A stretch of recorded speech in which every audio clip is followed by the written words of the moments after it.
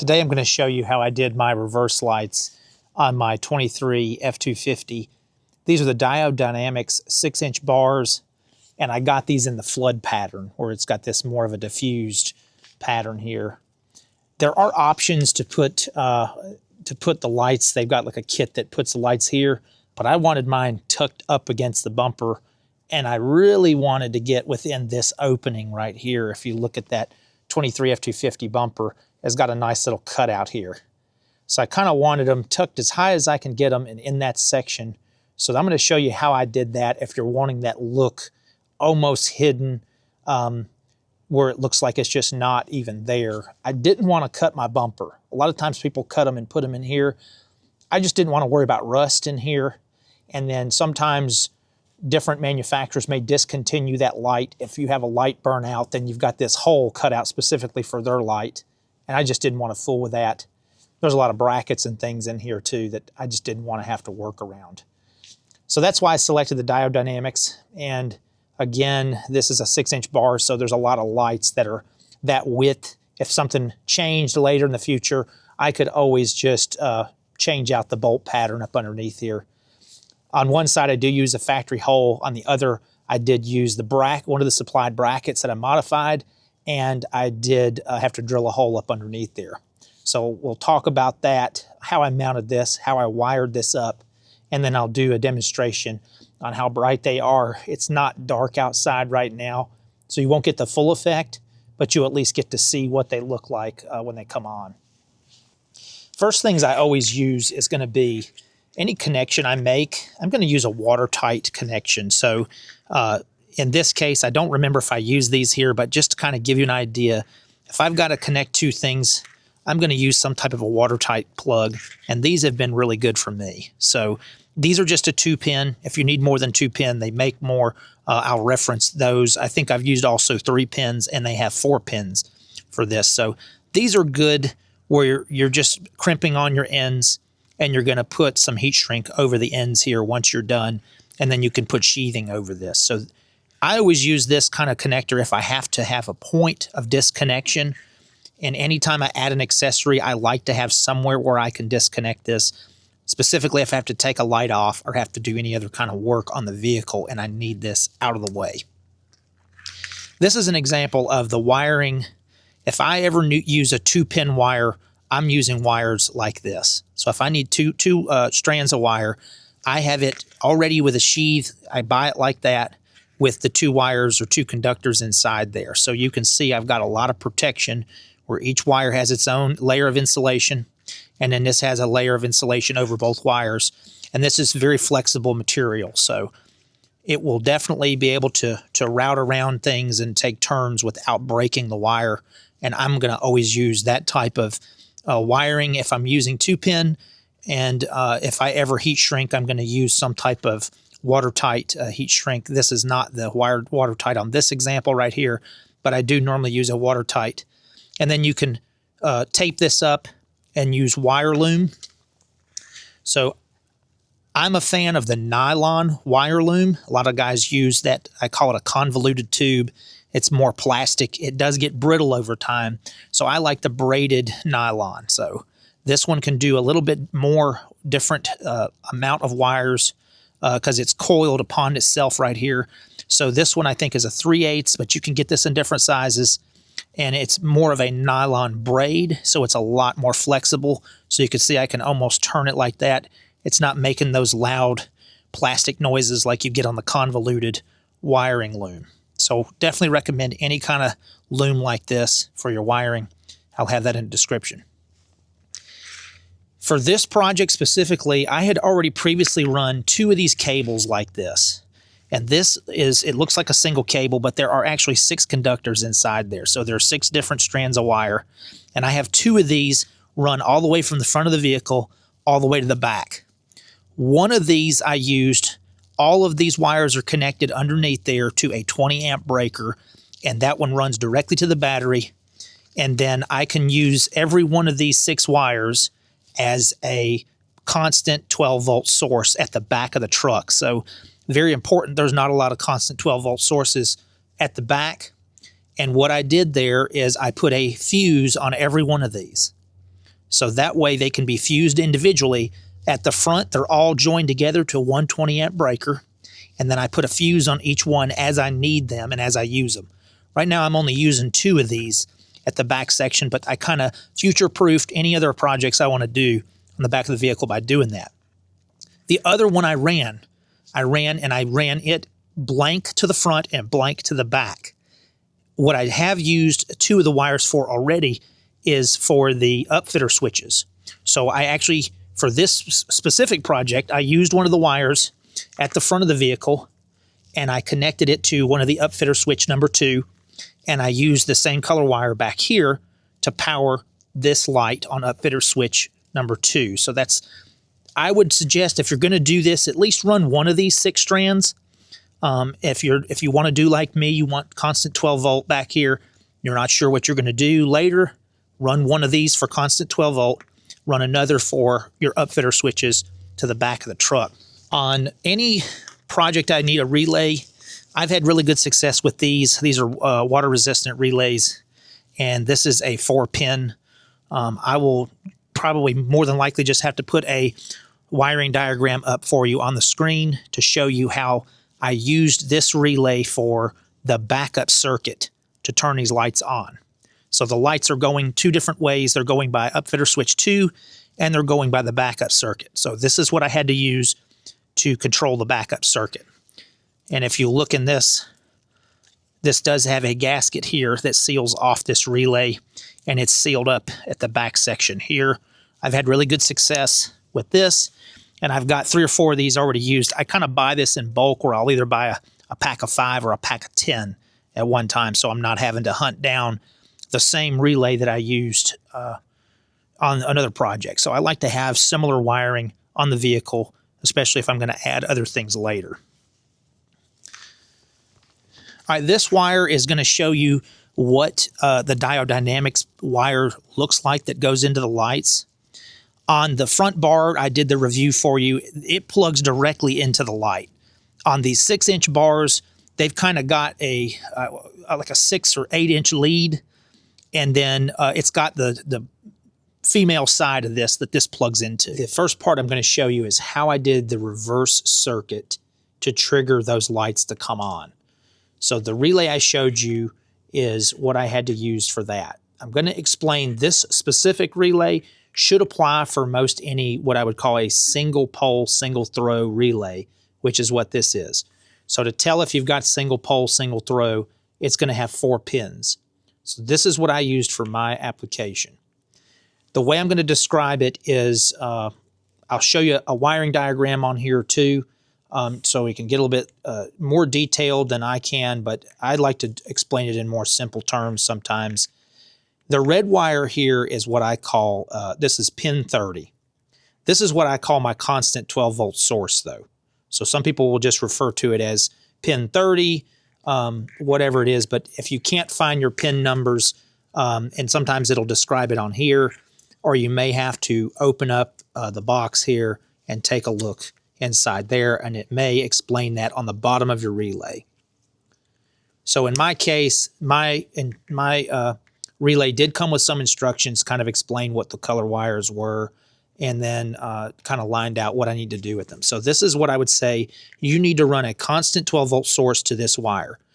That's where that 6-pin wire comes in play.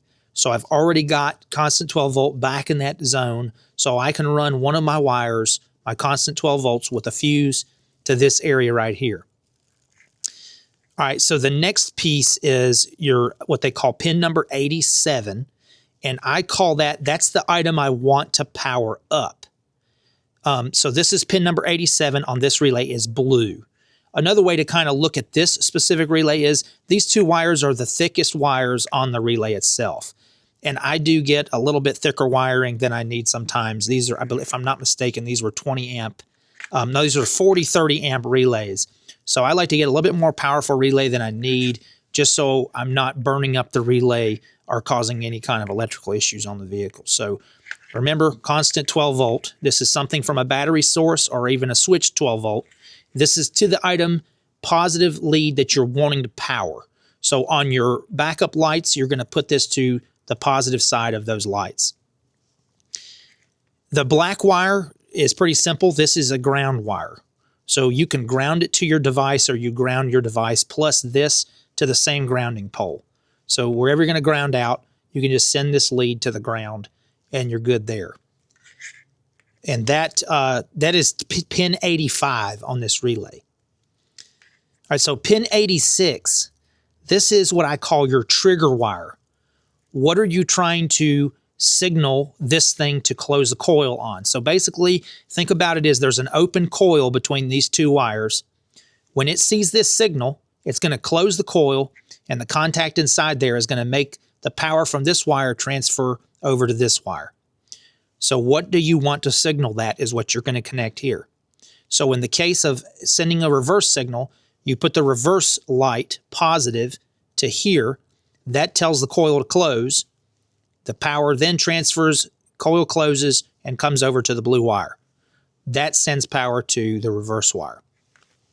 Hopefully that made sense on that. But again, this is a single pole, single throw relay. And this is a water resistant style that can be mounted on the outside of the truck. This is the diagram that they provide with this relay. This is if you have a single pole double throw. That would be if you had 5 pins on that relay. This is the diagrams for a single pole, single throw, 4 wires, and it describes if you have a negative trigger or if you have a positive trigger. And in this case, I'm using it as a positive trigger. So if you're going to use it as a negative trigger, the wiring will be a little bit different. If you can zoom in or pause right now for that diagram, that's going to be describing again how you would connect for negative trigger, and that would be how you do for a positive trigger. All right, we've already discussed the relay and how I did these lights for reverse signal. Now I'm going to talk about where do you get the reverse trigger. You can pull it from a few different areas, but one area is you can pull it from this harness here. The 7-pin connector has the reverse signal. On this model Ford truck is the center pin. So if you look at that diagram, the diagram is usually listed right up here. It kind of tells you what each one does. And that one says backup lamps is this center right here. So you can find this, trace it down, and remove it. The back plug, I did believe I had to drop my spare tire to be able to get to this easily, unplug it, and verify that when you put the vehicle in reverse that pin is has 12 volts to it. Just simple with a test light. Put one end of the test light to the ground, and then you poke into the edge of that wire or the back of the pin and see if you're getting that. You can also test it here just by putting your vehicle in reverse and touch your test light to that center pin there, and it should light up, letting you know that that is a positive wire once you hit reverse. Another way you could do that is for the rear reverse light of the tail light. And that's another easy way. Once you disassemble your tail light, you'll find out the pins or the wires going to the back of the reverse area and should be able to determine which one of those is the positive reverse light and would be able to tap into that. While we're describing that, and we're still talking about how do we make these things come on in reverse, I made this quick, this is just a quick harness that I made real quick to describe it because it's kind of hard to see underneath the vehicle. For the sake of this video, let's just say this is that Diode Dynamics light that's mounted on underneath the truck. So you're going to have 2 wires. One of those you're going to send to ground, and you can just put a ring terminal on there, or you could join all of your ground wires together and only have one single ground, but you're going to go to ground with the one. Speaking about the relay, you remember the 12-volt wire I told you you're going to need, and I ran mine on a 6-strand coming back. This is where those wires would come, and you'd have your fused connection coming into this side of the relay. So this just taped together to show you how I'm describing that. This is your 12-volt source coming in, and then on that same relay, you can ground this out with a ring terminal, or you can join it with the light ground and only have one ground, but you got to ground those out somewhere to the chassis of the vehicle. That blue wire is the wire I was telling you have to run to the positive side of the light. So remember, we're acting like this is the Diode Dynamics light mounted on the bumper. You've got to run this to the positive side. And then this is the trigger wire that you've got to run to the reverse, either by the reverse light or you're going to run it to that 7-pin connector. Specifically on this truck, it is the middle pin. I believe it might be the same on all 7 pins because all trailers are going to be set up with that same style pin setup. Now, this is just showing you if you're doing this one light. If you're doing 2 lights like I did, you've got to make a Y harness to go over to the other light. So in this case, what you would do is you could connect this wire here at the same time and that ground wire and ground it out, and you're running this over to the other light. So you really only have to put this relay on one side. Originally on this reverse wire setup, I had put a diode in here because I'm going to describe to you how I also powered up here. I'd put a diode in here so it would not reverse the power through this relay. I didn't put a powerful enough diode and resistor, so I ended up taking that back out, and I have not had any feedback issues. So this is pretty much the setup you would do for the reverse signal to work. If you remember correctly, from the factory, your upfitter switches only work when ignition is on. There are other instructional videos that show you how to make those switches constant hot all the time, but in my case, mine are only working when I have the ignition on. So you don't have to have the vehicle running, but you have to be in the accessory mode for those upfitter switches to work. So I've left mine that way right now. You may want to follow another tutorial if you're trying to make all of those switches constant, even with the vehicle off. But in my case, the wires are located, they're underneath the engine compartment. If you're standing at the front of the motor, they're to the left side of my truck, kind of a little bit near the battery box. There's some little things maybe you have to move out of the way to get to. If you're familiar with that, go exactly where you know that they are. If you're not, you may have to research a little bit more where those upfitter switches wires are, and that's specifically on my 23 F250. So different year models may be in a different location. Ford typically will explain to you in some of the user manuals where they are and what each wire is rated for. So keep that in mind too. If you're trying to do wiring lights like this, don't use up a switch that's say for 50 amp or something or 40 amp that you could use this 10 or a 15 amp. I don't remember all the sizes up there, but for me, I'm using switch number 2 for these lights in the back. So remember I mentioned I ran 2 sets of this 6-strand wire, and I stripped this back just to show you that there are 6 different conductors inside this sheath right here. So one of those 6-strand wires is for constant 12 volt, and this strand is for upfitter wires or any wire I want to get from the engine bay all the way to the back of the truck. So these are run completely through the frame of the truck, so I don't have to worry about anything hitting them. And they've got these are each individually sheathed, and this has its own sheathing over it, and then I also put nylon sheathing over this. So let's just say that this blue wire is the one I'm going to use. I'm at upfitter switch number 2. Sorry, I don't remember the exact color of upfitter switch number 2 wire, but whichever switch you're going to connect to, let's say we pick this blue wire. I connect upfitter switch number 2 in the engine compartment to this. I pass all the way through the frame, get to the back of the truck, and this is the wire that upfitter switch number 2 will power up. So if I've got this relay, I've already connected this because I want them to work on the reverse. You would also connect this at that blue wire right here, if that makes sense. So this is the positive side of the light. You would connect it there. And then you would keep this grounded out like it normally was. And as I mentioned, I originally put a diode here because I did not want, when I turned the upfitter switch number 2 on, I did not want to backfeed the relay. For some reason, I must not have put a big enough diode in there, and the diode ended up going out, and then I hardwired it in just to make sure to see if that would give me any backfeed, and I haven't gotten any backfeed. I've had this thing on probably over 6 months and don't have any issues. Now, one thing I will say is when I turn upfitter switch number 2 on, it does not turn the factory reverse lights on, and I'm okay with that.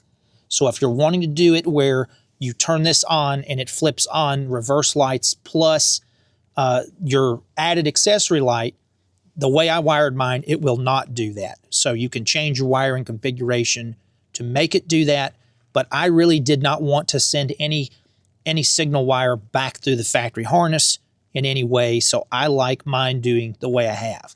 So again, blue wire or whichever color you choose, upfitter switch number 2, or whichever switch you want to connect that to, follow the same color to the back, connect it to the positive side of your wire. Your wire is already grounded out, and your light will come on whenever you flip that on. Now you've already run your Y harness over to the other light, so that's also going to power both lights at the same time. So that covers how mine are wired up to come on reverse and how they're wired up to come on upfitter switch number 2. Before we get under the truck, I'm going to talk about the mounting brackets I used and how I made those modifications. So this is going to be representative of the Diode Dynamics 6-inch bar. Diode Dynamics supplies 2 brackets like this for each light, and they want these to mount, screw to go through this way, and they've got like this is called maybe the pivot bolt here, and then this is kind of the adjustment bolt where you're able to angle this light up and down like that. Both cases I've used Diode Dynamics lights. I don't like trying to put this bolt in because a lot of times I'm in a tight spot. Also for the 18-inch bar in the front, I ended up not using these brackets at all, but I ended up using a piece of aluminum like I have right here. But in this case on the back light, in my opinion, after I tighten it down, a single bolt is enough for me to hold that thing in place, and I really wrench down on that so it doesn't move. So in the case on these lights, on each side, I used one of these brackets, one of the ones supplied by Diode Dynamics. But what I did was I actually cut it here. So just where that piece is right there, I actually cut this and rounded out these edges. And on the side, I would say outside, furthest away from the hitch, driver's side, and on the furthest on the passenger side, this bracket is turned like that. And I drilled that out just a little bit for the bolt to go through. And again, that's specifically on how I'm mounted. So if you change the mount design, you may have to modify this bracket. You know, you could cut it here. I like my mounting bolts to be to the inside. You could do it like that where it's easier to get to the outside. But I liked mine when the light is up like that. It's up under the light where it doesn't, you can't really see it. It may not matter to you much because it's under the vehicle, but that's how I do mine. Again, there's where cut it off here, drill the hole out a little bit, and there's a single bolt hole on the light here, and that would go like that. I can still get my rotation up or down depending on how I want to aim that light. Yes, if you use the way that they've designed it, you'll get more stability out of that, but this light has been on there, like I said, for 6 months, mounted exactly this way, and my 18-inch bar on the front is mounted like that. For the side closest to the hitch, this is 1/4-inch aluminum that I had bent. This is roughly a 2.5-inch bend right here from the tip to here, and I'll show you underneath the vehicle. I'll have to get you some pictures as I'm describing to under the vehicle how I did this. But that's about a 2.5-inch bend. And if you could see, I've also reviewed this tape measure before on some of my videos. So if you're interested in digital tape measure like that, this also helps for projects like this. But this is about 2.5-inch bend right here. And then you can cut this off whichever length that you need. Now, you may not have to go as wide as I did, but this is 1.5 inch wide material. And I did that because not really sure which type of front to back spacing I was going to need. And once you get it kind of lined out where your hole is, I cut and taper this, you know, down to size. And that also gives me room up here to move front to back and in and out. In this case, when I find out where this was going to go, I was able to drill a hole, and I used a factory bolt under the bumper to hold this bracket. So that's what I used on that side. So let's imagine this light, and imagine this is cut off to the correct length, because this length of the L was different or longer than this side to get the proper. So let's just say it's mounted up underneath there like that, and then I can rotate on that single bolt like this. So that'll give you an idea before I get under the truck how it's mounted. And again, this is just representative of the Diode Dynamics light. Before I get under the truck, I was going to show you this view from the front of the light, or from the back of the truck, but where the lens is. And this is the bracket I made out of aluminum. So it's going to make better sense when I'm underneath showing you from the back side, but I wanted to show you from this direction. This is the aluminum bracket, and I'll pull this bracket up here to visualize that. It's mounted up there that direction with this L going that way, and there's a factory bolt pushed into that hole. And then I cut this bottom side to the length that I needed. And you can see, depending on how far you want to drop your light down, you can change that. So that's why I custom made this bracket. And then I'll switch you over here to this side. And you can see that Diode Dynamics bracket that I modified there is right here, mounted there. And remember how I said I cut it off right there, drilled out that hole. So that is it right there. And that worked out perfectly for the height I wanted. Now, if you wanted to drop your light down lower, you could essentially just cut this piece here and then cut this however you wanted, or lower the light down to the bottom part of this and make your modification. Or you could just use this bracket all together, however you would want to do that. So it's completely up to you. But where I'm mounted here is a different height up and down as it is from the other side, the factory bolt I used. All right, we're looking at the light from underneath the truck facing out from the bumper. The first bracket, again, this is the aluminum bracket right here that I custom made and cut. There are two factory bolts, one here and one here. I pulled this one out. This is a shoulder bolt.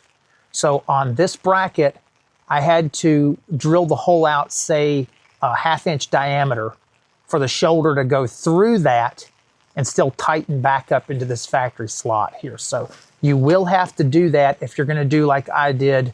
I wouldn't recommend just bolting this directly to that without drilling out enough room for the shoulder to go through your bracket.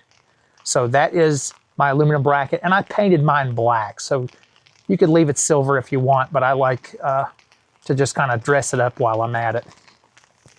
So that's this bracket, and I left myself enough room for this side to side to still be able to get an Allen wrench in here to tighten up on this side.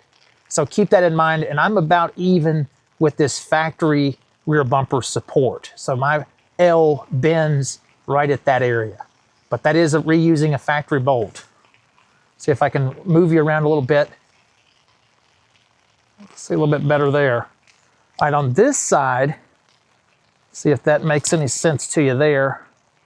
This is the Diode Dynamics bolt bracket, and I use stainless steel bolts to put this in. Now, there's a factory hole here, and then you can fit your finger through here. So I'm about half the distance between this hole cutout and the edge that goes inside here. I was able to put a stainless steel washer and a nylock nut inside there and hold that with a wrench from this side and tighten this bracket up to the bumper. Remember how I told you these are two different heights though. You look at right here, I'm up to the factory bumper, and there is a lower support that's been added here for the rear step. So this is at least at 1/2 inch, maybe even 3/4 of an inch lower than this part right here that I'm showing you where the factory rear bumper support is. And that's for the rear step support. So with this hole is there from the factory on both sides, and it's hollow through here, you're able to put a wrench, hold a nylock nut, or even just a regular lock washer and nut to tighten that up. And that's how I did mine. That's how I attach this bracket. That gave me the perfect height I wanted here. And then that allowed me to mark on my aluminum bracket where this would be level so I could drill that hole and get that exactly the way I wanted it, tight against the bumper, how you saw before I got under the truck. Again, some of the wiring, just all that's nice and neat tucked up underneath here. If I could show you that, zip tied with a lot of my, connectors and everything. There's kind of like the connectors. And then you can see some of my braided protection on there as well. So that gives you that idea on how that's attached up underneath there. So accessory power is on. I'm actually in the truck with the camera behind me. It started to rain on me a little bit, so I've had to back up to the garage to be able to show you the lights.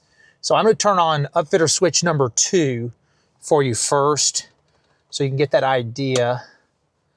And that is Upfitter switch number 2, and the rear lights are on at this time, and hopefully you can see the brightness.